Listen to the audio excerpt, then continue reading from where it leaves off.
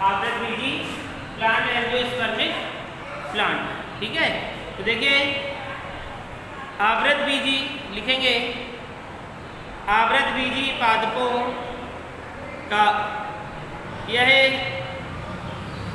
आवृतबीजी पादपों का उपसंग है। यह आवृतबीजी पादपों का उपसंग है। इसके अंतर्गत आने वाले, इसके अंतर्गत आने वाले पादपों के बीज, इसके अंतर्गत आने वाले पादपों के बीज किसी खोल भित्ति या फल में बंद होते हैं। किसी खोल भित्ति या फल में बंद होते हैं। आवृतबीजी का अर्थ, आवृतबीजी का अर्थ आवरण युक्त बीज होता है। आवृतबीजी का अर्थ आवरण युक्त बीज होता है।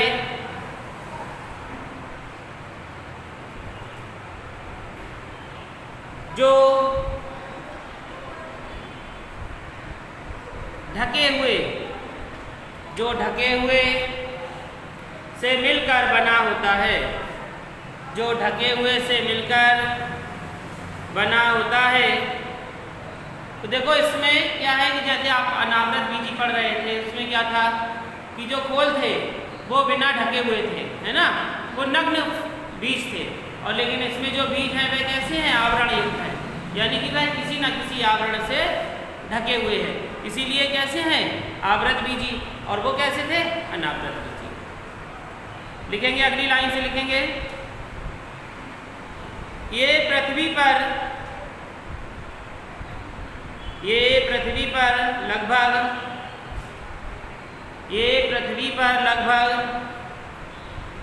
14.5 करोड़ वर्ष पूर्व, ये पृथ्वी पर लगभग 14.5 करोड़ वर्ष पूर्व मीसोजोइक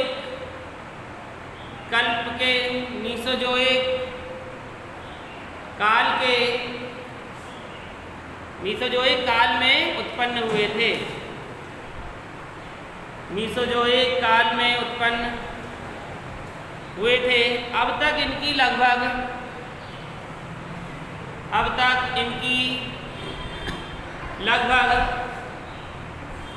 2,50,000 जातियाँ, अब तक इनकी लगभग 2,50,000 जातियाँ ज्ञात हैं।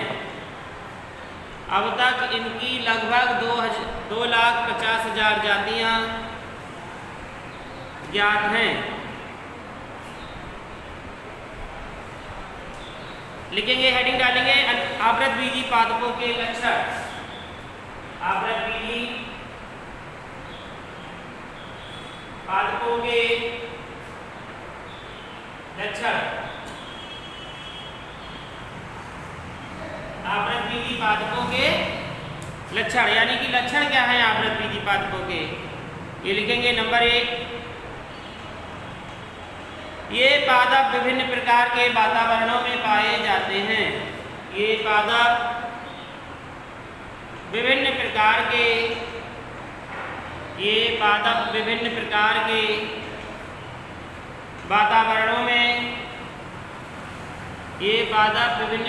के वातावरणों में पाए जाते हैं।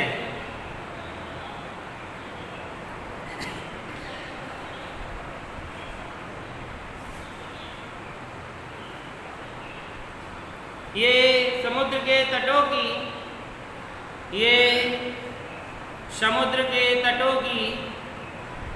क्षारीय रेत पर उगते हैं। ये समुद्र की तटों की क्षारीय रेत पर उगते हैं। नंबर 2,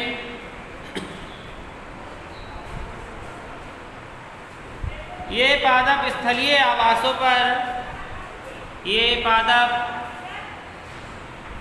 स्थलीय आवासों पर सरलता से उगते हैं। ये पादप स्थलीय आवासों पर सरलता से उगते हैं।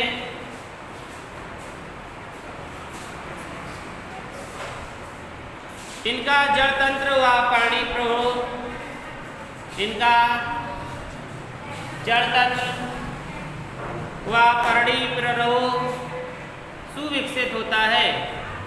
इनका जड़ तंत्र व पर्णी प्रारोह सुविकसित होता है और ये पर्याप्त मात्रा में उपलब्ध भी होते हैं। और ये पर्याप्त मात्रा में उपलब्ध होते हैं। नंबर 3,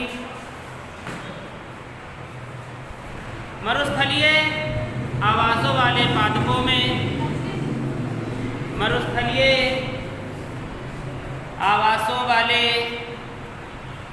पादपों में जल के अवशोषण को बढ़ाने मरुस्थलीय आवासों वाले पादपों में जल के अवशोषण को बढ़ाने एवं वाष्पोत्सर्जन को कम करने के अनुकूलन पाए जाते हैं। मरुस्थलीय आवासों वाले पादपों में जल के अवशोषण को बढ़ाने व वाष्पोत्सर्जन को कम करने के अनुकूलन पाए जाते हैं। जैसे नेरियम कैलोट्रॉपिस, कैलोट्रॉपिस, बबूल व कुछ अन्य पादप।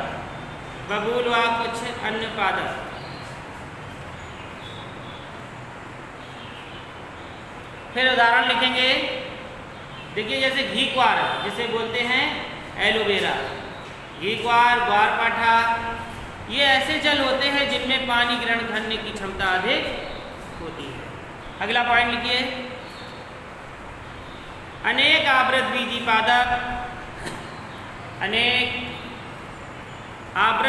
पादप उष्णकटिबंधीय वर्षा वाले अनेक आवृतबीजी पादप उष्णकटिबंधीय वर्षा वाले वनों में अधिपादप के रूप में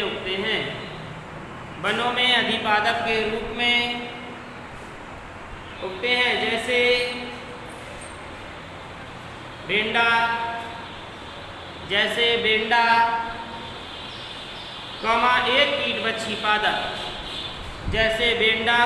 एक कीटबच्छी पादप।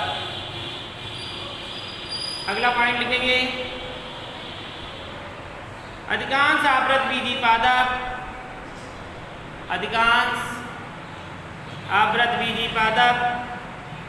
स्वापोषी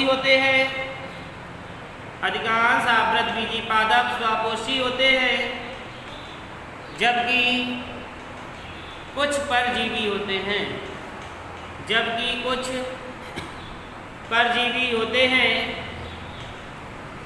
यह अपना पोषण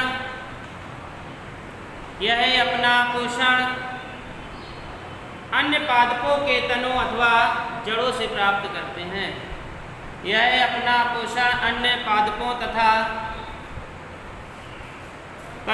जड़ों से प्राप्त करते हैं।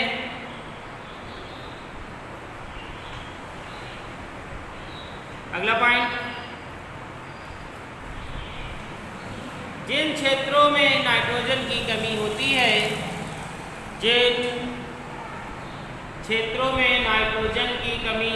है,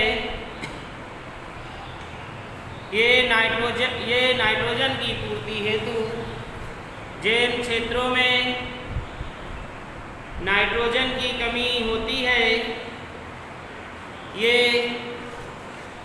नाइट्रोजन की पूर्ति हेतु कीटों का पाचन करते हैं, जैसे ड्रोसेरा,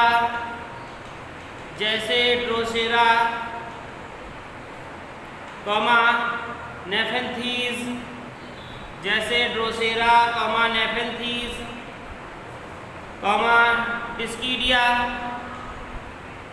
डिस्कीडिया,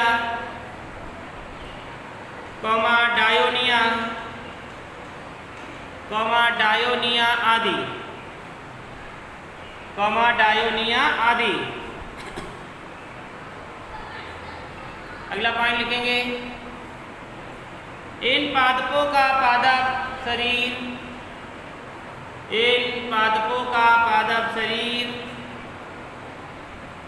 बीजाणुद्भिद होता है। इन पादपों का पादप शरीर बीजाणुद्भिद होता है जो जड़ तना एवं पत्ती में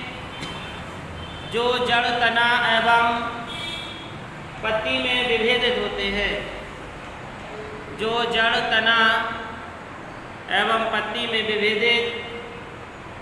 होते हैं, अगला पॉइंट लिखेंगे, पुष्प में पादप के जननांग होते हैं। पुष्प में पादप के जननांग होते हैं जो एक रूपांतरित कायिक प्रारूप होते हैं,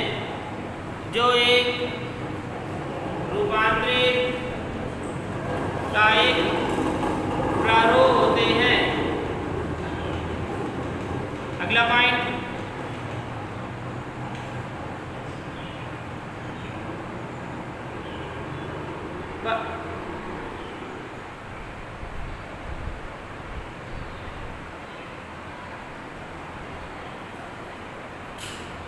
लिखेंगे, पर इनमें परागकण विभिन्न माध्यमों के द्वारा होता है।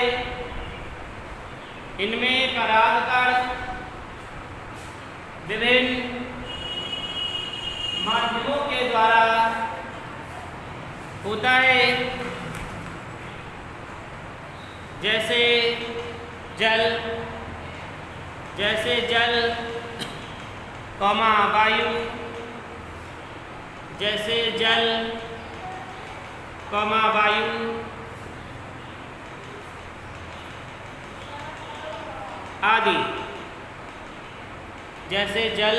वायु, आदि,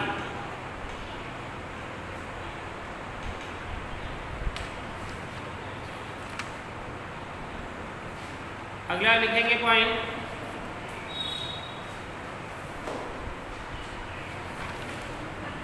बस इतना ही रहने दीजिए। अब हम आपको बता रहे हैं